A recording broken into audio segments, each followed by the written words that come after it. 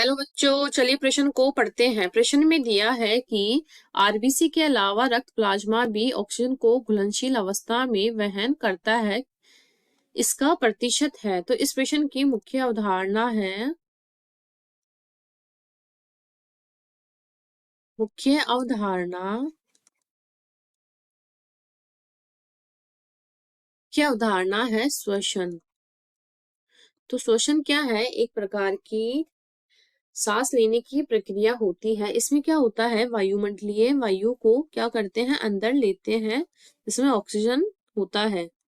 वायु को अंदर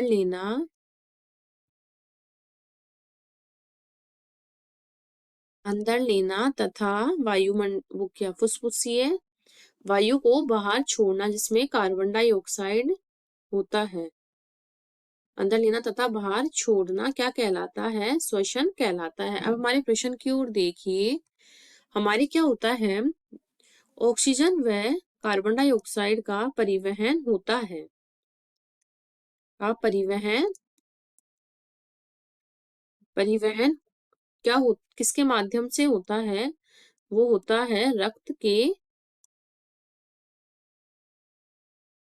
के माध्यम से होता है। रक्त के माध्यम से होता है। तो लगभग 97 जो प्रतिशत 97 97% जो ऑक्सीजन का क्या होता है, ऑक्सीजन का परिवहन कैसे होता है? 97 ऑक्सीजन का परिवहन प्रतिशत कहाँ होता है? वो होता है रक्त में उपस्थित लाल रक्त कणिकाओं से। रक्त में जो लाल रक्त कणिका होती है, आरबीसी, उनसे होता है। और जो शेष होता है, और शेष कितना होता है? 3 से शेष 3 से जो 9% CO2 का जो परिवहन होता है, CO2 का परिवहन वो किसकी सहायता से होता है?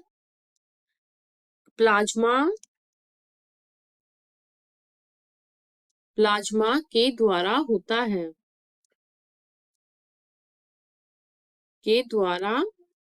होता है।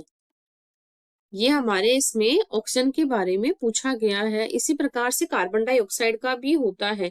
कार्बन डाइऑक्साइड में जो लाल रक्त कणिकाओं के द्वारा तो कितना प्रतिशत होता है? वो होता है 20 से 25%। और बाइकार्बोनेट के रूप में सबसे ज्यादा होता है, वो होता है 70%।